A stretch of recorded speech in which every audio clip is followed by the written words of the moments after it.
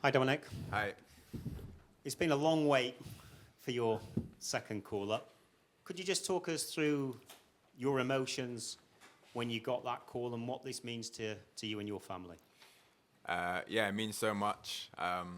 Worked very hard to get back to this moment. Obviously, I made my debut a long time ago now, so yeah, it's been quite a journey. But yeah, to get back here it's a great feeling for me and the family. You had your best ever season last season at Bournemouth. Did you fear that this might never come around again, the fact that you didn't get called up last season? No, I didn't think that wouldn't come around. It was the fact of keep doing what I'm doing and yeah, just keep playing well and scoring goals. And I always believed that I would get back here. So that was my mindset, and that's one of the things I was working towards. And yeah, I'm thankful to be back here now, and hopefully I can stay here. You've had a good start to your Spurs career, obviously disappointing result at the weekend, but do you feel as though you're in a good place in terms of your form coming into this international break? Yeah, definitely. I think it was a bit frustrating that I got injured when I first joined Spurs, but I feel good now. I feel fit and ready, and we got a lot of games this season, so yeah, hopefully I can stay fit for the rest of the season and carry on how I started. Hi, Dominic. Hi. As you say, it's been a long time since you've been in the England squad, and probably a long time when you're out of it. But do you feel like you're more ready than, or it's the perfect time for you to come back into it now?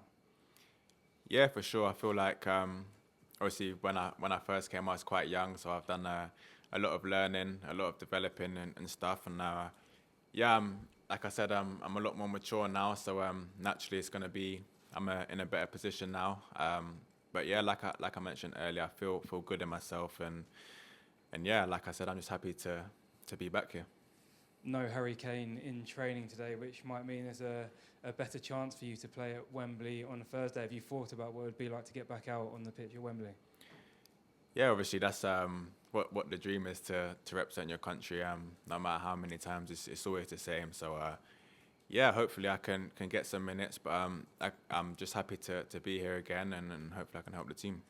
You made a big money move in the summer. Have you found that hard to adjust? Every time everyone speaks about your form, they also mention the price tag? Not really. I think it's just part of football. If I went on a free or for what I went for, I'm still gonna have to perform the same way. So I think in football it's the same really, and you just got to do the business. Dom, hi, congratulations on your recall. Just when you were in that under-17 team, it was about, a decade ago, only you, Joe Gomez and Lewis Cook have actually gone on to sort of get senior caps. As well as ability, what qualities do you need? You need to be really strong mentally. I think the mental side of football is just as big these days, because there's so many ups and downs, a lot going on and off the pitch. So it's always important to stay focused and believe in yourself and keep working hard. And everyone's journey is different. You see some people have a smooth sailing career and some not as smooth. So yes, it's just about sticking with it. When you were at Chelsea, you had players like Diego Drogba and Diego Costa, and then obviously at Liverpool you had Firmino and Mane and Mo Salah. What did you learn from those forwards? Yeah, a lot. Obviously being around world-class forwards every day, learning, watching what they do on and off the pitch, especially when you're young and just trying to find your way. There's always bits of people's games you can take and learn from. So yeah, I'm lucky enough to been able to follow in their footsteps. Did you keep the shirt from that Brazil game? Yes, of course. Still got it framed in my house.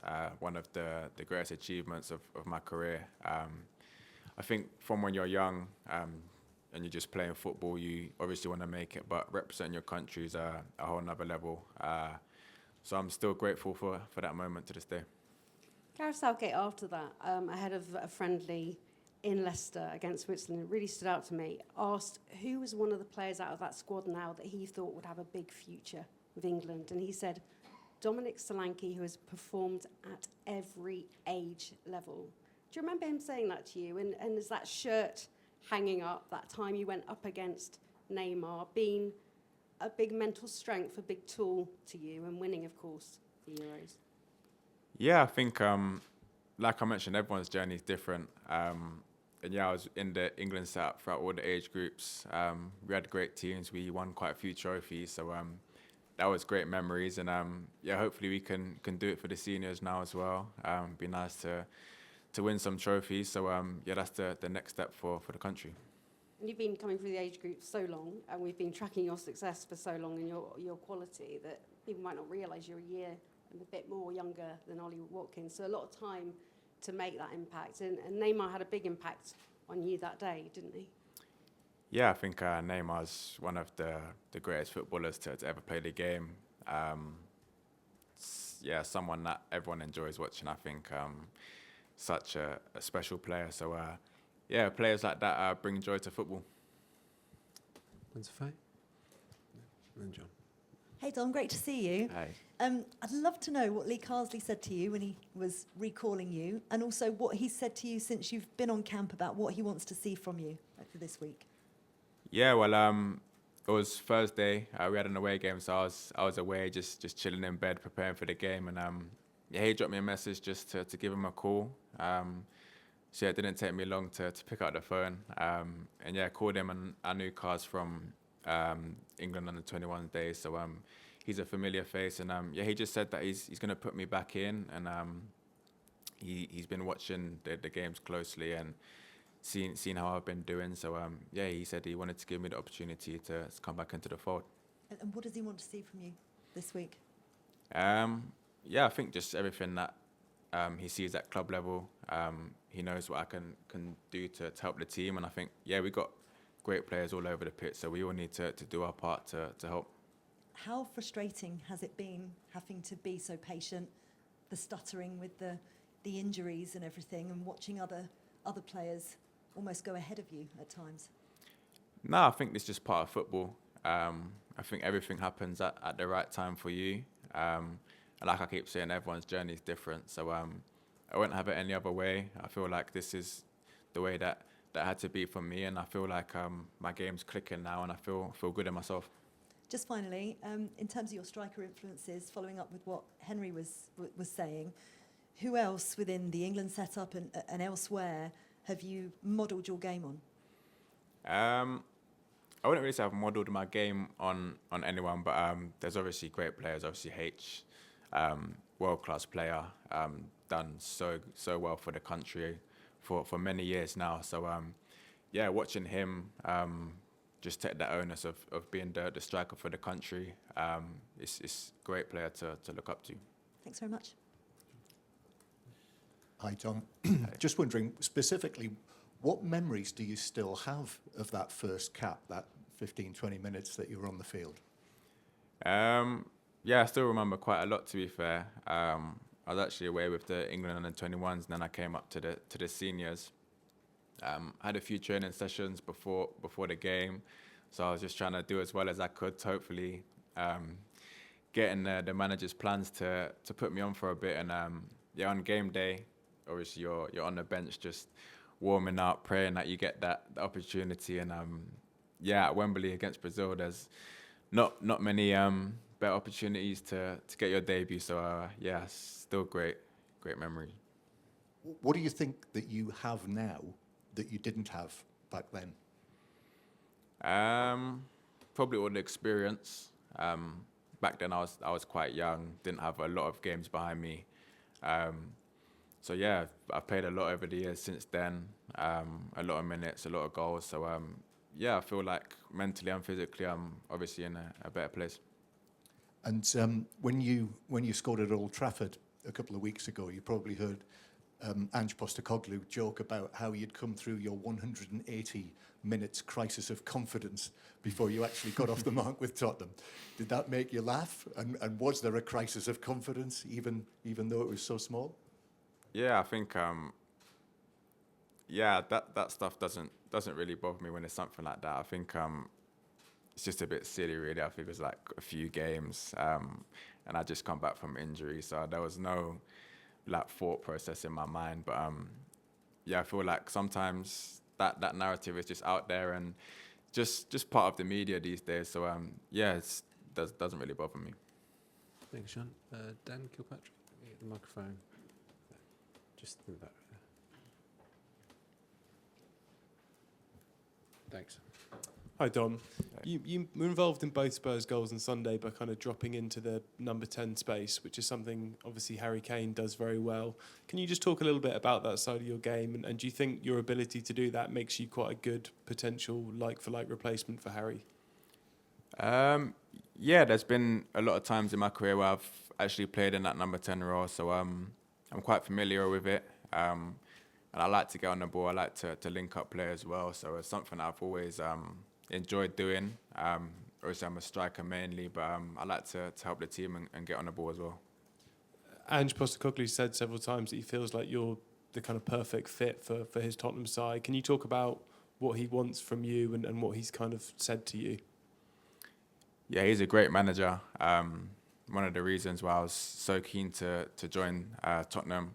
The way he plays definitely suits my style as well, so it's like for like. And yeah, obviously you see the way he plays is very aggressive on the front foot, very high, which I enjoy doing. I enjoy pressing. So yeah, like he said, it's a great fit. And I wondered, during the last 7 years, have you been approached by Nigeria to play for them? Nah. Thank you. Jack Beaver. Hi, Dom. Hey. Obviously, you had a brilliant season with Bournemouth last season, but you didn't get in the England group. Do you feel like you're a better player now than you were then? Yeah, I feel like I'm improving and learning every day. Yeah, last season was a great season, but yeah, I'm looking to build on that this year and hopefully I can, better that. Do you feel like you've added anything particular to your game this season? Not particularly, but I like to still try and learn whenever I can, adapt when I need to. Yeah, the season's still early, so yeah, hopefully I can stay fit and keep improving. And you said you worked with Lee at under 21 level. Can you just tell us a bit about what he's like as a coach? Yeah, he's a great guy, great coach as well. Like I said, I've known him for many years now. And I think, yeah, all the boys get on well with him. It's a great group, great players and staff. So, yes, it's a great environment to be in. Thanks, Jack. Go back to Matt Reid there. Thank you. Hi, Dom. I think many of us in the room will have been following your career for a very long time, and this isn't to emphasise the length of the gap between your caps, but in that early group with the Freddie Woodmans and the Patrick Roberts and the Adam Armstrongs and all those fantastic attacking and creative defensive players.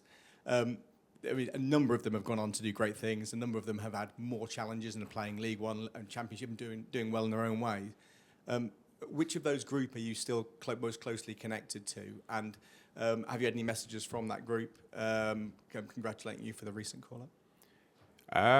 Yeah, I think we all kind of still keep in touch a little bit, like some more than others, but whenever we see each other, play against each other, we'd always catch up. So yeah, there's quite a few, but yeah, I think two of my closest friends on and off the pitch, Kyle Walker-Peters and Tosin, played with various age groups at England. Two of my closest friends still to this day. So yeah, there's a lot of boys that we're still close with. And you've had a few moves around in your career. You're now obviously settled at Tottenham. Is there anyone within this squad who would you say is the player who you have most longest term relationship with, who you know best, and who might help you to settle in? I've known quite a few of them for a while. Not as close. I haven't been around them obviously throughout the age groups. I think other than Dean, he was my age group at England, so we spent quite a few camps together. And Esri, but he didn't quite manage to make this trip. But yeah, he's another close friend of mine. So yeah.